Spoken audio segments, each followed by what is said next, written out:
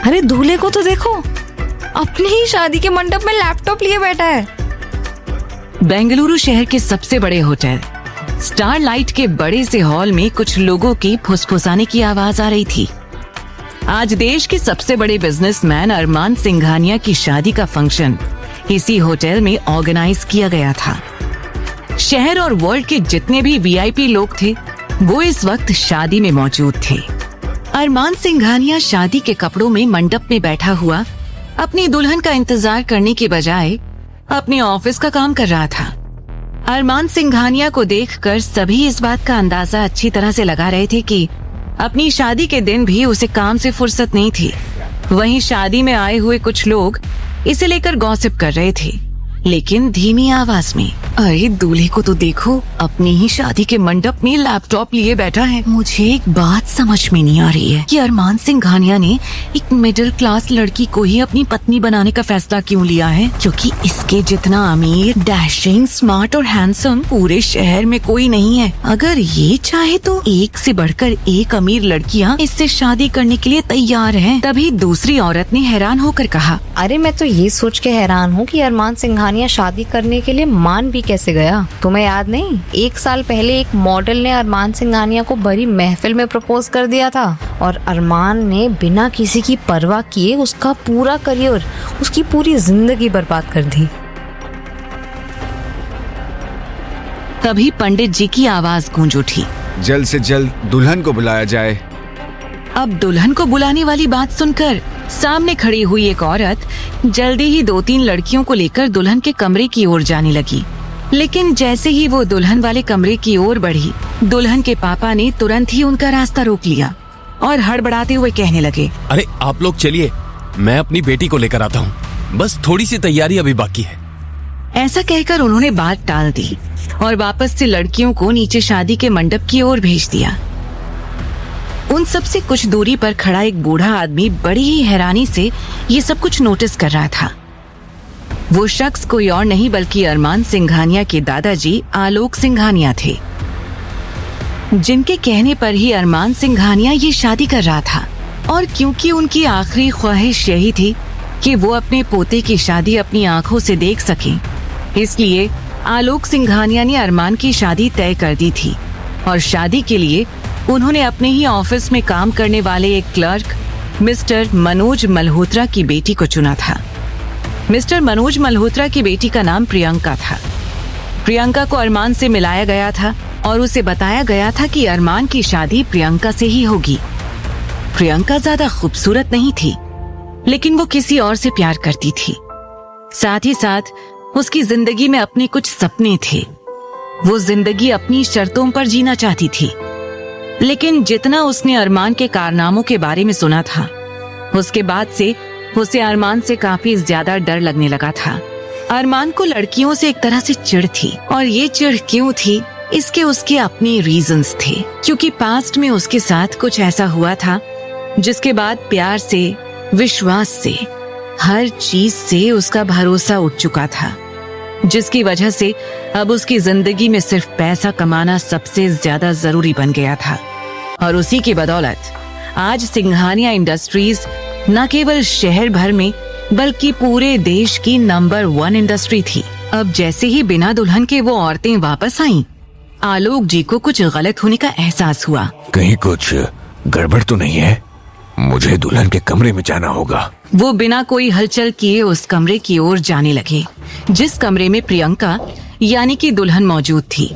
और जैसे ही वो वहां गए, उन्होंने देखा कि कमरे में किसी के रोने की आवाज आ रही थी।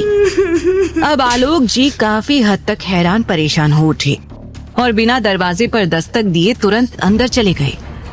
अंदर आकर उन्होंने देखा कि एक बहुत ही खूबसूरत और प्यारी सी लड़की का हाथ मनोज जी यानी कि प्रियंका के पापा ने पकड़ रखा था, और साथ ही साथ प्रियंका की माँ उसे मार रही थी।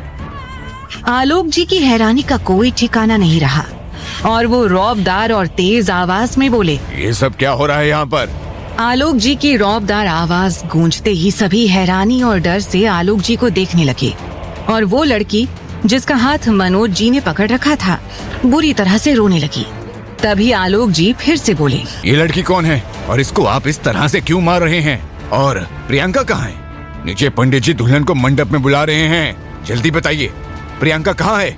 अगले ही पल मनोज जी और साथ ही उनकी पत्नी सीमा जी दोनों सिर झुकाकर खड़े हो गए और सीमा जी धीमी आवाज में बोली, हमें माफ कीजिएगा सर, प्रियंका यहाँ नहीं है। आलोक जी हैरान हो गए। उनका गुस्सा काफी ज्यादा बढ़ चुका था। वो बोले, ये क्या बकवास कर रहे हो मनोज तुम? शायद तुम भूल रहे हो कि तुम हमारे ऑफिस में काम करने वाले एक मामूली से आदमी हो। तुम इस तरह से हमारी इज्जत के साथ खिलवाड़ कैसे कर सकते हो?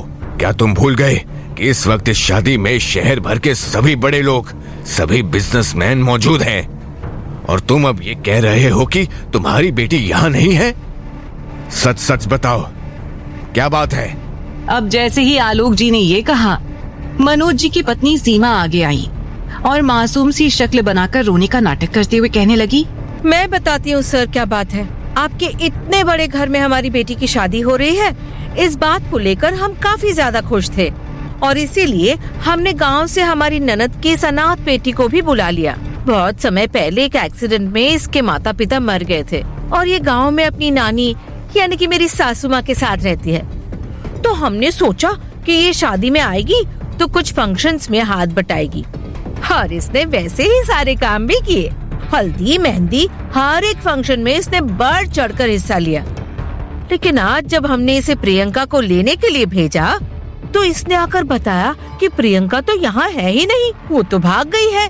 हमें पूरा यकीन है कि इसी लड़की ने प्रियंका को भगाया है। ऐसा कहकर सीमा आस्था पर इल्जाम लगाने लगी। मासूम आस्था रोने लगी। उसने रिक्वेस्ट करते हुए सीमा जी से कहा, इसमें मेरा कोई कसूर नहीं है मामी, आपको गलतफहमी हुई है। जब मैं प्रियंका दीदी को लेने के लिए इस कमरे में आई, वो उस वक्त यहाँ थी ही नहीं। आप प्लीज मेरी बात का विश्वास कीजिए। ऐसा कहकर आस्था रोने लगी।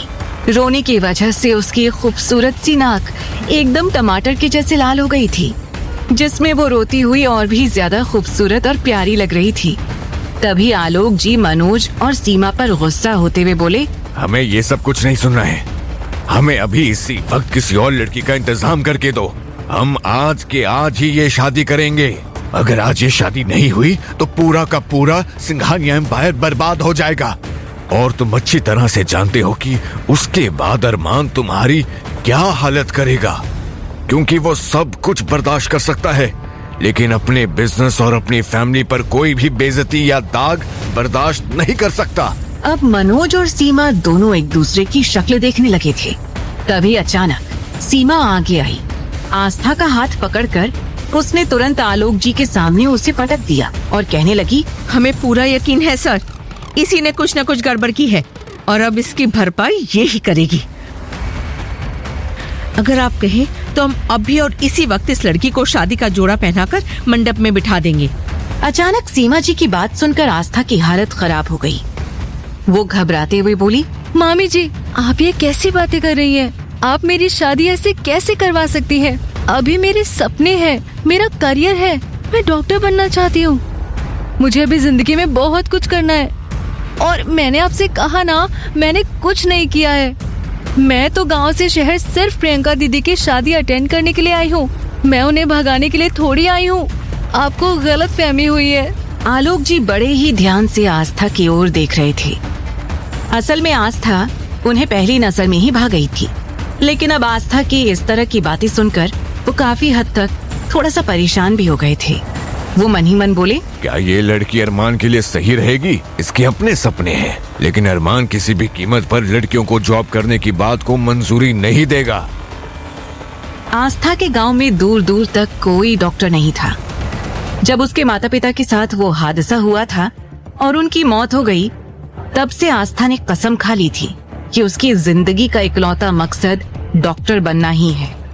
और जिस तरह से उसके माता पिता की मौत हुई थी, वो किसी और की मौत नहीं होने देगी। तो डॉक्टरी करना उसके नस नस में बस चुका था। लेकिन अब अचानक से शादी की बात सुनकर उसके आंसू रुकने का नाम नहीं ले रहे थे।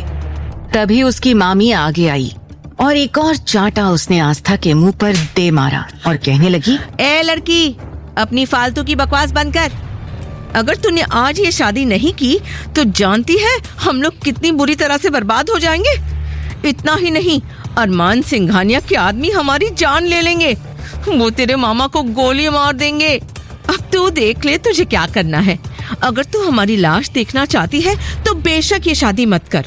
ऐसा कहकर वो बुरी तरह से आस्था को मजबूर करने लगी। वहीं आस्था के आंसू और ज्यादा बहने लगे।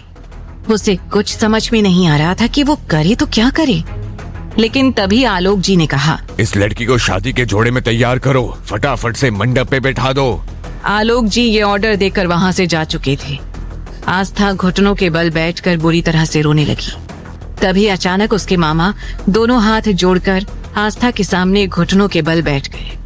वो रोते हुए बोले, आस्था बेटा, अगर तूने आज ये शादी नहीं की तो अरमान सिंघानिया हम सबकी जान ले लेगा। तुम नहीं जानती कि वो गुस्से में कितना ज्यादा खतरनाक बन जाता है। उसके लिए जान लेना बहुत मामूली सी बात है।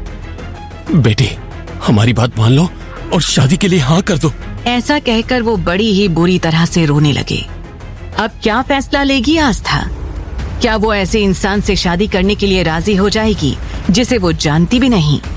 क्या अरमान के बारे में ऐसी डरावनी बातें सुनकर वो उसके साथ रह पाएगी? और क्या होगा उसके सपनों का? क्या उसका इकलौता सपना यहीं टूटकर बिखर जाएगा?